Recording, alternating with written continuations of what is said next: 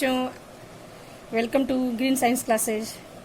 बच्चों, आज हम लोग रेस्पिरेशन यानी कि श्वसन का आगे का पार्ट पढ़ेंगे। दूसरा पार्ट ये हमारा होगा। पहला वीडियो में मैंने आप लोगों को क्या क्या बताया था। पहले पार्ट में मैंने आप लोगों को बताया था कि श्वसन किसे कहते हैं, श्वसन के कितने प्रकार होते हैं, अवायवीय श्वसन, वायवीय श्वसन और दोनों में अंतर क्या होता है, ये भी हमने आप लोगों को बताया था।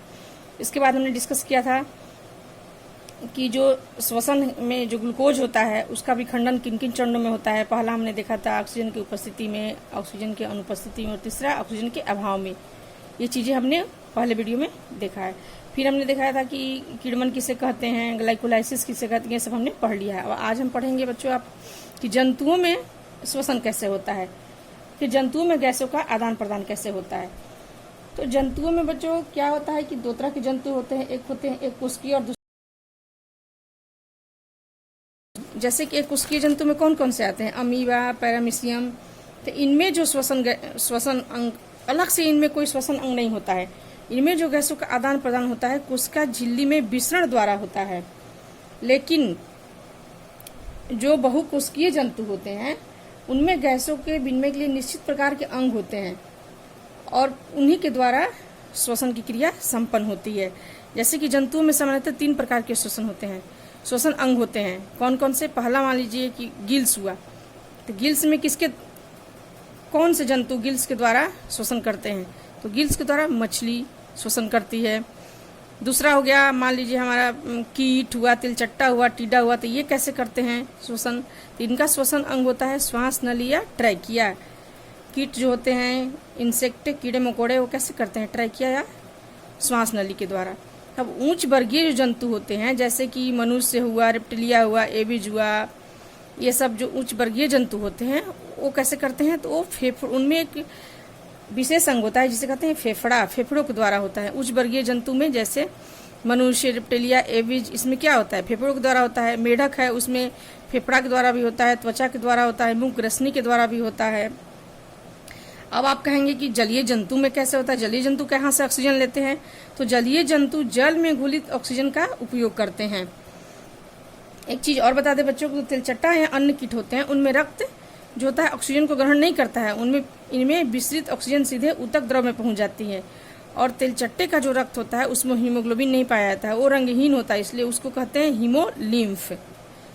अब हम मेन पार्ट पढ़ने जा रहे हैं। ये तो जंतुओं में एक कोशिकीय जंतुओं में कैसे होता है, बहुकोशिकीय में कैसे होता है, ये मैंने बता दिया। अब हम पढ़ेंगे मानव श्वसन तंत्र, मतलब कि मनुष्य में श्वसन तंत्र कैसे होता है, ह्यूमन रेस्पिरेटरी सिस्टम। ये एक बहुत ही कॉम्प्लिकेटेड स्ट्रक्चर इसका है, जटिल संरचना है। इसको हम लोग देखते हैं कैसे कैसे होता है, क्या क्या अंग इसमें भाग लेते हैं ह्यूमन रेस्पिरेटरी सिस्टम में। चलिए बच्चों, हम शुरू करते हैं। मानव श्वसन तंत्र। मानव श्वसन तंत्र में क्या क्या होता है, कैसे कैसे जो हम लेते हैं, वायु लेते हैं, ऑक्सीजन, तो कैसे अंदर जाता है, कार्बन डाइऑक्साइड कैसे बाहर आता है, अब हम ये पढ़ेंगे। किसमें पढ़ेंगे बच्चों? तो मानव श्वसन तंत्र में। तो सबसे पहले हम देखेंगे कि मानव श्वसन तंत्र में कौन कौन सा श्वसन में भाग लेता है अंग, श्वसन अंग कौन कौन से हैं। तो सबसे पहला हमारा आता है नसा द्वार, नेजल कैविटी। सबसे पहला यहाँ से क्या करते हैं, हम सांस को अंदर लेते हैं। तो जब हम सांस यहाँ से अंदर लेते हैं तो उसमें क्या होता है, वायु हमारे भीतर प्रवेश करता है और नाक में 2 छिद्र होता है, उसे कहते हैं नसा गुहा, नेजल कैविटी। अब इसके द्वारा हम वायु ले लिए अंदर।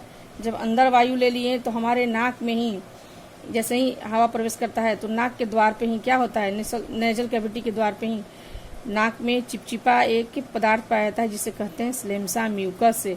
तो उसका काम क्या है बच्चों यहाँ? तो वो क्या करता है कि जो वायु में जो धूल कण होते हैं उसको जैसे ही नाक में प्रवेश करेगा वायु तो धूल कण को चिपका लेगा, वो अंदर नहीं जाने देगा।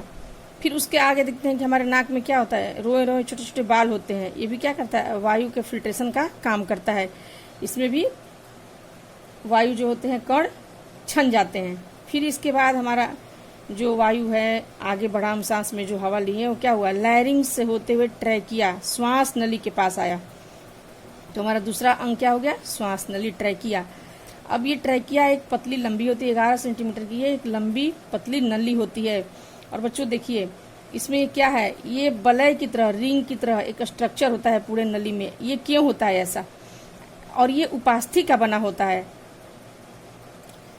क्यों होता है बच्चों, ये इसलिए होता है कि अगर हवा यहाँ से प्रवेश करता है और हवा आगे बढ़ जाए या हवा बाहर निकल जाए या हवा की अपर्याप्त मात्रा जब हो जाएगी, हवा यहाँ नहीं रहेगा, तो ये अगर ये कार्टिलेज का ये बना हुआ रिंग नहीं यहाँ होगा तो ये नली चिपक जाएगी।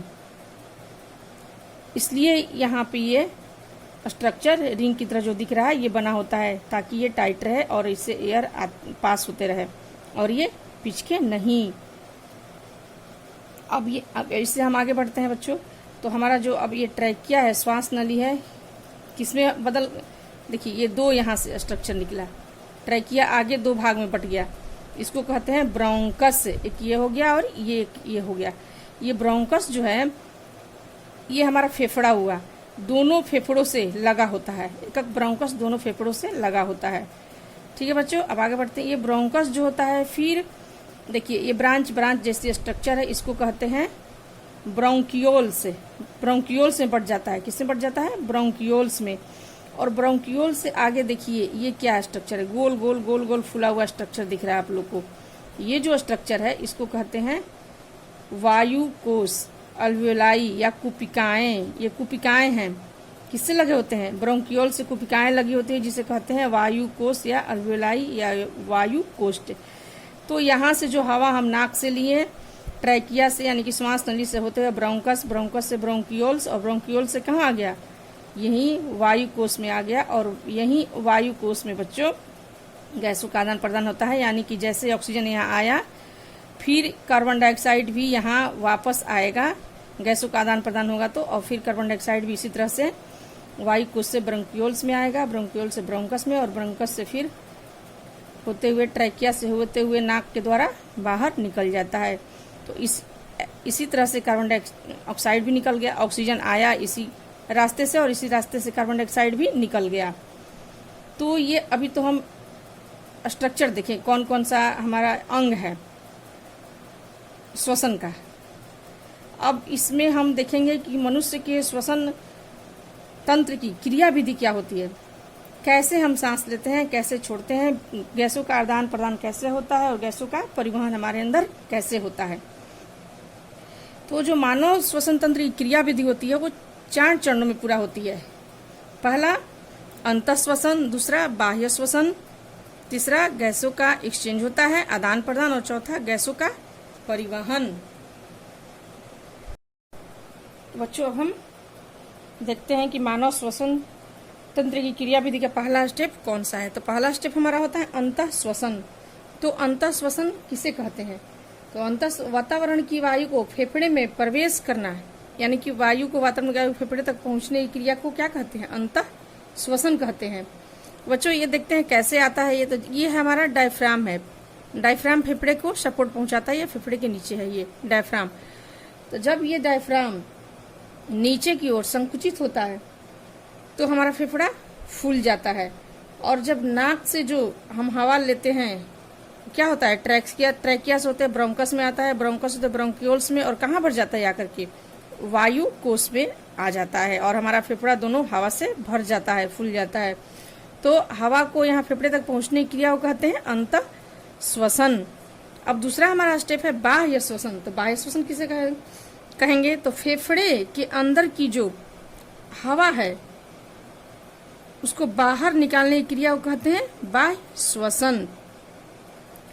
तो बाह्य श्वसन में क्या होता है बच्चों, ये जो डायफ्राम होता है उस समय क्या होता है, नीचे की ओर संकुचित होता है तो अंदर हवा आता है, और जब ये डायफ्राम ऊपर की ओर संकुचित होता है तो ये जो हमारी हवा होती है, ये कुपिकाओं में जो भरी होती है हवा, वो क्या होता है ब्रोंकस, और ब्रोंकस में आता है, ब्रोंकस से ट्रैकिया में, ट्रैकिया के द्वारा फिर क्या होता है नासा द्वार में आकर के बाहर निकल जाता है। तो इस निकलने की क्रिया को क्या कहेंगे, बाह्य श्वसन। तो ये हमारा हो गया बाह्य श्वसन। अब तीसरा हमारा स्टेप क्या है, गैस का आदान प्रदान। तो गैस का आदान प्रदान में क्या होता है बच्चों, तो ये हमारे जो कुपिकाएं हैं यहीं पे गैसों का आदान प्रदान होता है। जो ये गोल गोल की स्ट्रक्चर दिख रही है आप लोग को, इसका अलग से स्ट्रक्चर मैंने यहाँ बना दिया है, और मैं आप लोगों को फिर अलग से समझा दे रही हूँ स्ट्रक्चर बनाकर कि हाँ होता क्या है, कैसे होता है गैसों का आदान प्रदान। तो ये हमारा हो गया बच्चों, ये बन गया हमारा वायु कुष्ठ। क्या हो गया? वायु कुष्ठ। और इससे लगी होती है ब्लड कैपिलरीज। अब ये जो वायु कुपिकाएं हैं बच्चों, वायु कुष्ठ, जब हम सांस लिए हैं, बाहर से जो हमारा हवा आया है, उस वायु में क्या होता है? ऑक्सीजन होता है। क्या होता है? ऑक्सीजन, O2 होता है। और जब हार्ट से जो ब्लड इसमें आ रहा है, यहाँ कहाँ से आ रहा है? हार्ट से, यानी कि हृदय से जो हार्ट आ रहा है ब्लड, उसमें क्या होता है? CO2 होता है। ये इम्प्योर ब्लड होता है, इसमें CO2 होता है, हार्ट से जो ये ब्लड होता है। तो अब यहीं पर बच्चों क्या होता है? गैसों का आदान प्रदान होता है। किस क्रिया द्वारा? विसरण की क्रिया द्वारा गैसों का आदान प्रदान होता है। और ये जो कार्बन डाइऑक्साइड है यहाँ कुपिकाओं में चली जाती है, और ये जो ऑक्सीजन है यहाँ हमारे रक्त में आ गया। कहाँ आ गया? ये रक्त में आ गया। तो यही जो रक्त है, रक्त में चला गया। अब रक्त में जो उपस्थित क्या होता है?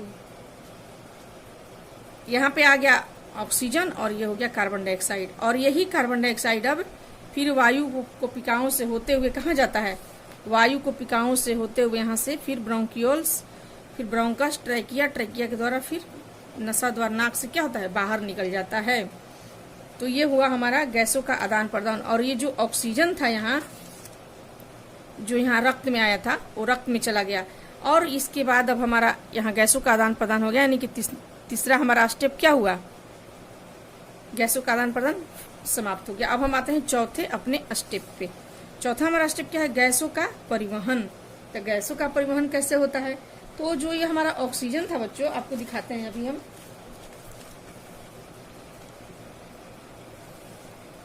देखिए गैसों का परिवहन कैसे होता है, ये चौथा स्टेप हमारा है।